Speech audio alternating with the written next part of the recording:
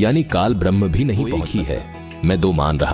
सूक्ष्म वेद अर्थात कबीर सागर में बोध सागर के ज्ञान प्रकाश पृष्ठ 59 व 60 पर लिखा है कि जब धर्मदास सतलोक जाते हैं तो क्या देखते हैं।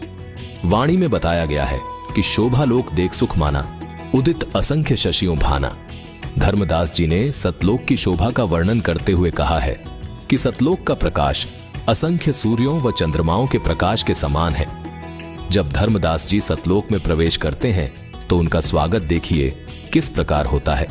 वाणी में कहा है कि द्वारपाल हंस जो रहिया, तमह एक हंस ही अस कहिया, यही संसही तुम जाऊ लिवाई, पुरुष दर्श दे आणहु भाई, चले लिवाए पुरत कोलाहल मंगल चारा, शोभा अद्भुत अंग अपारा।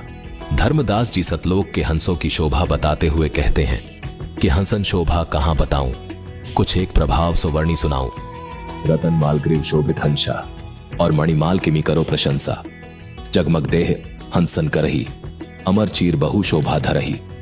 सूक्ष्म वेद की इन वाणियों में स्पष्ट लिखा है कि धर्मदास जी ने जब सतलोक और सतलोक में रहने वाली हंस आत्माओं को देखा तो दंग रह गए। सतलोक में रहने वाली हंस आत्माओं की देह जगमग यानी स्वप्रकाशित थी, सबके अमर शरीर थे जो सुशोभित हो रहे थे।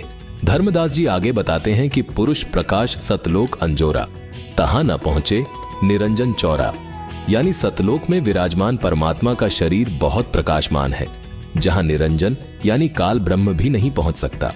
आगे लिखा है कि पुरुष कबीर देखा एक भाई, धर्मदास पुनः रहे लज्जाई।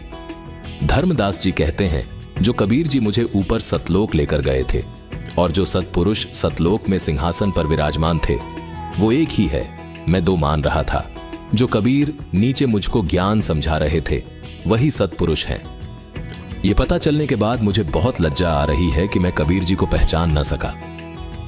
दर्शकों, सूक्ष्म वेद की इन वाणियों ने और ऋग्वेद के इन मंत्रों ने स्पष्ट कर दिया कि सभी वेद और शास्त्र सूक्ष्म वेद का समर्थन कर रहे हैं। सूक्ष्म वेद से जो सृष्टि रचना संत रामपाल जी महाराज ने बताई वो बिल्कुल सत्य है, इसमें तनिक भी शंका की गुंजाइश नहीं रही।